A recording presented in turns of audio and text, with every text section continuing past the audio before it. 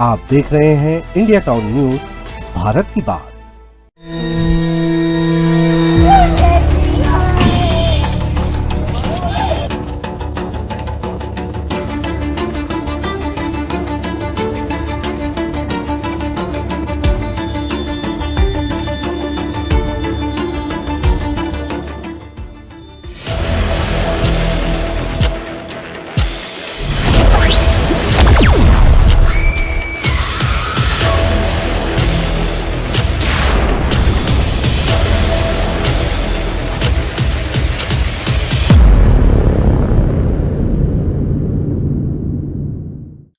एक तरफा प्यार, सिर पर सवार पागलपन और ऑनलाइन मंगवाया गया एक धारदार चाकू, इन तीनों चीजों ने मिलकर छत्तीसगढ़ के भिलाई में एक ऐसी खौफनाक वारदात को अंजाम दिया है जिसने हर माता पिता को झकझोर कर रख दिया।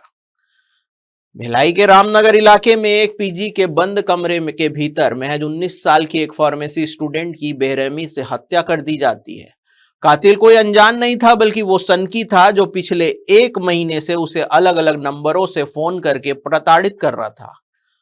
गुनाह सिर्फ इतना था कि उस लड़की ने उस सिरफिरे का नंबर ब्लॉक कर दिया था।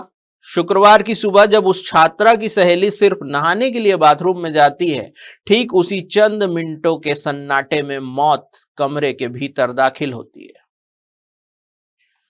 नमस्कार, आप देखना शुरू कर चुके हैं इंडिया टाउन न्यूज का खास प्रोग्राम पड़ताल और मैं हूं आपके साथ सुधीर मिश्रा।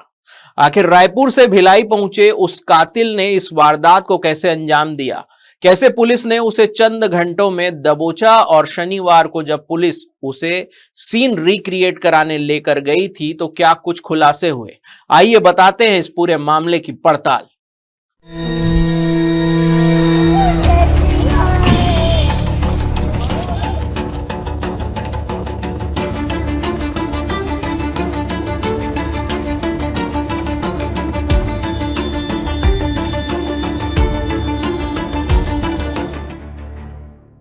इस पूरे मामले में मृतका की पहचान बेमेतरा की रहने वाली 19 वर्षीय खुशी साहू के रूप में हुई है।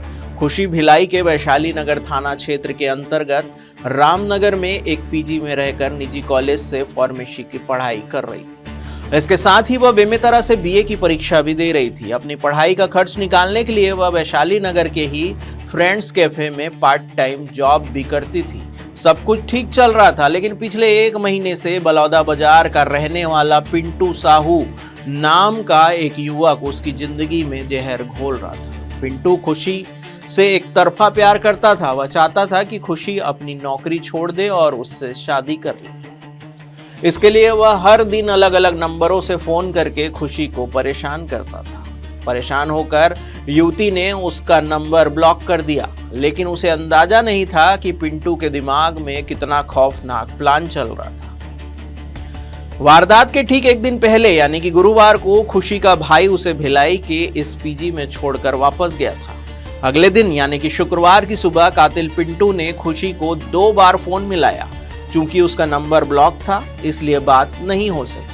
इसके बाद सनकी पिंटू ने युवती की सहेली को फोन किया। सहेली ने कह दिया कि खुशी के पास अभी मोबाइल नहीं है। बस यही बात पिंटू के गुस्से को भड़का गई। वह अपनी बाइक उठाकर सीधे रायपुर से भिलाई के रामनगर स्थित खुशी के किराए के कमरे पर पहुंच गया। किस्मत का खेल देखिए, ठीक उसी वक्त युवती की सहेली बाथरूम में नहाने गई थी और कमरे में जो खुशी थी बिल्कुल अकेली थी। पिंटू ने कमरे में कदम रखा। पहले उसने खुशी का गला दबाया, उसे बेहोश किया और फिर ऑनलाइन मंगाए गए धारदार चाकू से उस युवती पर एक एक करके 10 बार वार कर दिए। खुशी लहूलुहान होकर बिस्तर पर गिर पड़ी और आरोपी मौके से फरार हो गया। जब मृतिका की सहेली बाथरूम से नहाकर बाहर आई तो कमरे का नजारा देखकर उसके पैरों तले जमीन खिसक गई। बिस्तर पर खून से लथपथ पड़ी थी वह युवती। सहेली ने बिना वक्त गवाए मकान मालिक और पास के कैफे संचालक को बुलाया। तत्काल डायल 112 को सूचना दी गई। पुलिस मौके पर पहुंची और खुशी को आनन फानन में अस्पताल ले जाया गया, लेकिन तब तक बहुत देर हो चुकी थी।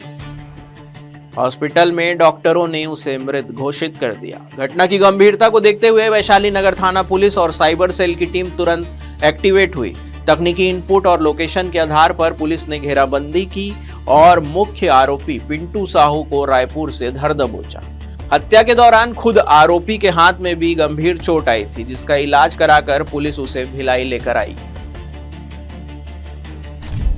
अब बताते हैं कि जब सीन रिक्रिएट करने का मामला आया तो क्या हुआ। शनिवार को भिलाई की सड़कों पर भारी पुलिस बल तैनात था। वैशाली नगर पुलिस आरोपी पिंटू साहू को रामनगर स्थित उसी पीजी में लेकर पहुंची जहां उसने इस खौफनाक वारदात को अंजाम दिया था। पुलिस वहां पूरा सीन रिक्रिएट करा रही थी कि वो कैसे आया, कैसे अंदर घुसा और कैसे हमला किया।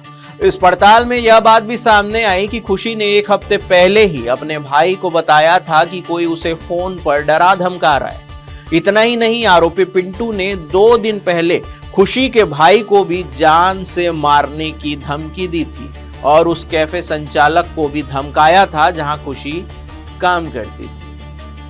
पुलिस अब इस बात की जांच कर रही है कि आरोपी ने चाकू ऑनलाइन कब मंगवाया था और इस पूरी हत्या की प्लानिंग में क्या कोई और भी शामिल था।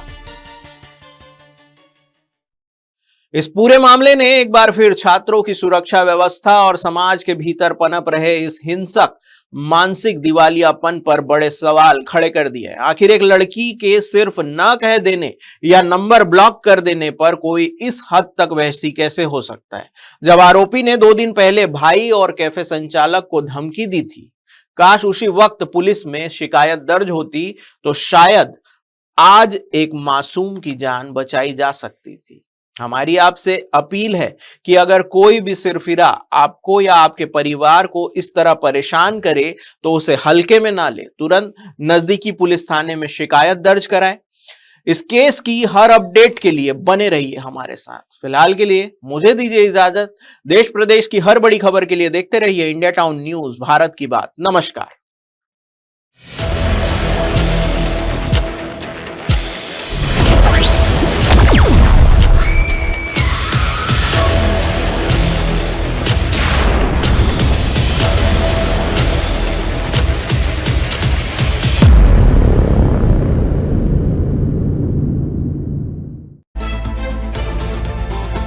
आप देख रहे हैं इंडिया टाउन न्यूज, भारत की बात।